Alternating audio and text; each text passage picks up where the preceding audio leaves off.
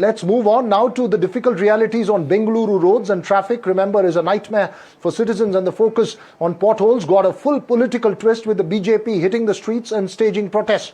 The state government has been sending a stern message, Vasudha, to authorities to get the roads in shape after reels by students and pothole menace because of IT companies wanting to move out of a particular area went viral on social media. That's right, Vida. In the midst of sharp criticism, Deputy Chief Minister of Karnataka, D.K. Shivakumar, has hit out at the BJP and even claimed that the state government is being targeted and there are potholes even near the Prime Minister's residence in New Delhi.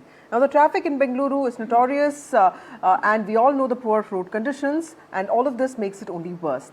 The focus on the issue has meant some improvement and fixing of roads in some areas, but there's a lot more that needs to be done. Listen in to all the political reactions now to the story. Always BJP will not be happy only. BJP will not be happy. All these potholes have been come at the time of BJP regime only. They are responsible for the bad administration of any roads in Karnataka state. D.K. Shivakumar, people of Bangalore have changed its name from D.K. Shivakumar to Pothole Kumar.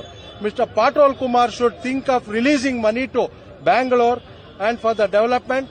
See, today yesterday they have, since we wanted to protest here, they have filled up some potholes here. That too, the bitumen quality is bad. Today, what they have filled up, within a week, it will come out even more messier than what it is now. It will become. Well, let's leave the politics aside. You see, Vasudha, potholes are only part of a larger problem. The city has been grappling with its traffic reality, and now a much-hyped pet project of the Deputy Chief Minister, the over 17,000 crore worth tunnel road project between Hebbal on the one side of the city and Silk Board on the other, is being questioned by some urban experts, including a panel from IISc. The government, though, has been backing that project strongly. That's right, Vida. There have been serious protests over the steel flyover during the earlier Siddaramaiah government. The project had to be shelved after residents' protests. But now everyone says there's a problem. Vida, there needs to be a clear agreement on solutions. In fact, Chief Minister Siddaramaiah has even written to Wipro founder Azim Premji suggesting permission for vehicular traffic through the company's sprawling campus to ease traffic congestion in Bengaluru. Now, it just shows the desperation for a solution, isn't it? That's right. The areas around the outer ring road, Vasudha, the IT corridor is horrendous for traffic, and this solution through the Wipro campus, the government says, could cut commute by nearly 40 minutes. But remember, there are multiple complexities at play there. What's the solution long term, and does politics only worsen the situation? Joining us this evening, Vasudha, Mohan Vishwa of the BJP, Shatabish Shivanna of the Congress urban governance experts, Sridhar Pabishetty and Sandeep Aniruddhan. Mohan Vishwa, some would question, after people were speaking about potholes and reels and there was focus and the government has started acting, what's the need for the BJP to start politics? Is everything boiling down to politics, which results in fighting against solutions rather than finding them? No, nothing like that. See, if you look at the sessions which has happened from past 2.5 years, we being a responsible opposition party have raised a lot of issues about the Bangalore in Vidhan Sabha itself. It's almost 4 to 5 sessions has happened from past 2.5 years. It's not that, not raised. If you look at the recent incident also, and also 6 months back, a year back, the Siddaramaiah government has allocated 50 crores for Congress MLAs in Bangalore city, whereas 25 crores only for BJP MLAs inside Bangalore city. See, these are the issues which are MLAs, and we have been repeatedly telling the government about, the pothole issues or issues with respect to some BWSSP or electricity issues for that matter, or the metro phase 3 delay inauguration or the metro fare hikes. It's not that, we have come here to the streets now. We have been raising the issue from the past regularly at, Vidhan Sabha also, even outside also. And also, if you look at the kind of answer we get each time from Mr. D.K. Shivakumar, one of our MLA, when he asked about the funds about one particular constituency, he speaks about, in front of him, you should bend your head like this, then you should beg for the money in front of him. Like that kind of answers he gives. So he won't take anything seriously. And today also he has told that he has allocated 1,100 crores for filling the potholes. Come on, where is the 1,100 crores? Where it went? Where it went? See, we have been seeing. You've gone on Forget a about long, BJP. this one, we are waiting for Shatabish Shivanna to join to give a response. But the fact is, let's not forget that every infrastructure project, Sandeep Aniruddhan, is sort of caught in politics. Steel flyover got caught in serious protests. Tunnel roads getting into questioning right now. Is it because most of these projects, whether it is the BJP or Congress, is designed for monetary benefits, or is it because that there is so much sharp division in politics and agreement about what the solutions are because we can't find any? You've kind of nailed it. The potholes and all these bad project announcements like the tunnel road, these are the symptoms. The real disease is actually lack of planning and lack of governance, and nobody is going deep to figure out. For instance, we've had pothole problems in 2010, we've had pothole problems in 2015, we've had pothole problems in 2020, and 2025 we are still crying about potholes. So it looks like in like 15 years, we've not been able to find a solution for the pothole problem. And you look at the kind of amounts that are being spent. I read a report in the Times of India in 2023 which said that they spent 7,200 crores in 3 years on pothole fixing. And the estimated potholes are somewhere between 20 to 25,000. If you get down to per pothole fixing, it's more than 3 lakhs. What are they paving potholes with? With gold? And still they don't fix it. Every year you have to refix it. So this seems like a cottage industry for a lot of people to make money. It's a circular economy of potholes.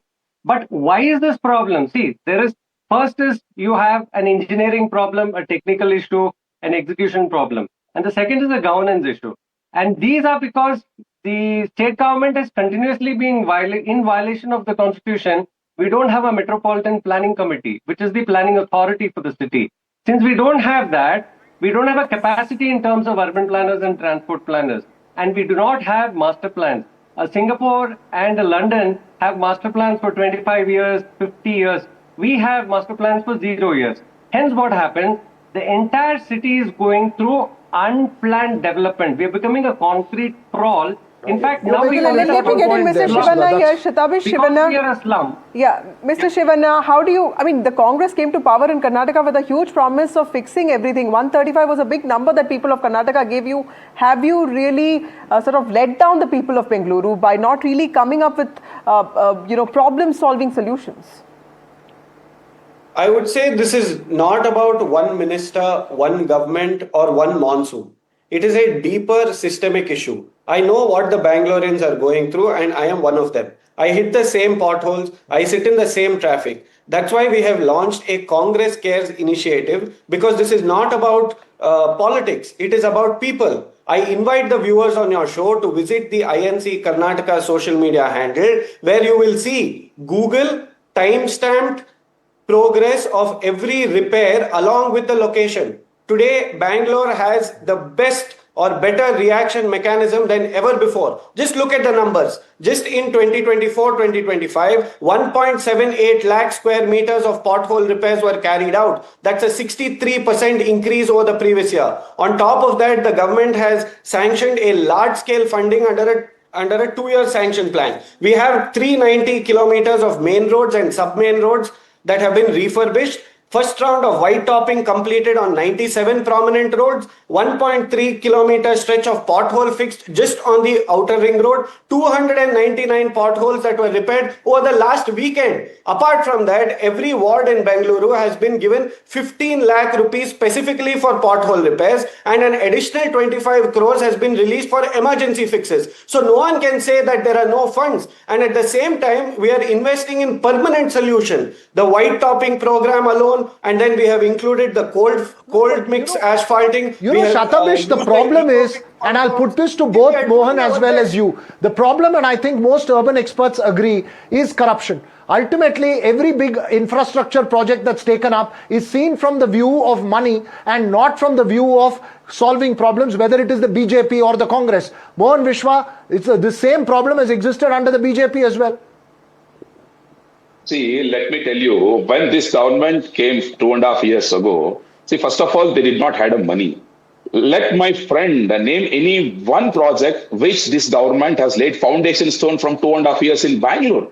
Okay, and he's telling as if the Bangalore is heaven. Forget about me. I represent a political party. You speak to the citizens who made, the students who made those reels, who went down for a 2 hours ride in the bus for 14 kilometers traveling, and also the CEO of Blackbuck company. What did he say? Come on, Outer Ring Road employs 950,000 employees, more than 500 companies, more than 36% of IT revenue comes from only Outer Ring Road. You know how much money they have sanctioned for that Madhavpura constituency? Only 25 crores of money they have sanctioned for the Madhavpura constituency. And he comes and sits here and says that Bangalore is a heaven and we have done this, all those things. And also Mr. DK Shivakumar says he has given 1,100 crores. Come on, let him show where he has picked the potholes. Let me tell you one more. No, let me finish. Sorry, let him respond later. One more very important issue here. No, we don't have too much time. Let him respond, please. As much time as the Congress has taken to fix potholes, we don't have in the show. Mr. Shivana, respond to that. Yeah. This moral high ground that the BJP takes is amusing to me because we have inherited the poor conditions and bad roads and debts because of them. Now, let's be clear, the potholes don't care about the BJP or the Congress. But while they are playing blame game, we are playing accountability. We have put money on the table. We have rolled out geotagging. We have enforced defect liability on contractors. Now, that's not talk. That's action. If the opposition has a better plan, let's hear it. If not, let them stop making noise. Quick response, Mohan. No plan, plan, only politics. See, let me tell Go you. ahead, respond. No, let my friend speak about Mr. DK Shivakumar's responsibility. Come on. He is the KPCC president. He is the major irrigation minister. He is the deputy chief minister. He is the Bangalore chief minister. He is holding the 4 major portfolios, including the party head in Karnataka. So that is showing. No, that shows his competence. That shows how competent he is. Sridhar has also joined us. Maybe you should go across to him as well. Sridhar Pabisetti joins us now. He's an urban governance expert. Sridhar, how do you look at this? Because our panelists feel that this is a legacy problem. The BJP feels that Congress is not doing enough. What is your response, sir? I think I'm glad both of them are very keen to solve the problem for Bengaluru. The one thing that's constant across all the parties that have governed Bengaluru as well as Karnataka has been the promise of pothole-free roads.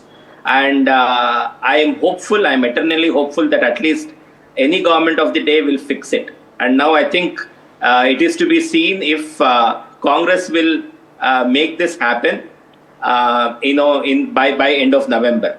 What's really important is for us to transparently showcase where all the potholes are and which are getting filled up. I'm sure the government is tracking it. And if the government is tracking it, can it make a public portal and showcase that these are the potholes identified? This is my denominator, this is my numerator. I'm surprised to see that the denominator is exceedingly low. If any of you have traveled in Bengaluru, potholes of 5,000, 10,000, 20,000 are gross underrepresentation. If you take any road in Bengaluru, any big of the 12 roads or any other roads, you can definitely count many, many more potholes. Now the question is, where is the tracking of this? Can that be transparently put out? Can there be timelines that is showcased time after again so that citizens can at least contest and say, well, you have left out these potholes and these potholes have Depends on how you define potholes as well. Sridhar, I'm so sorry you joined late as well as Shatabish. So we've completely run out of time on this conversation. I wanted to focus, Vasudha, on the tunnel roads and whether it's viable or not, how the project is. Unfortunately, we've run completely out of time, but we'll keep the focus on Bengaluru's roads, perhaps solutions, and of course the politics in the coming days as well. Thanks to all 4 of you for joining us. And Veera, the main question is, the inspiring part of Bengaluru is that people are speaking up, and that is probably other cities also need to learn about Bengaluru. With that, it's time for a short break. More news and updates on the other side.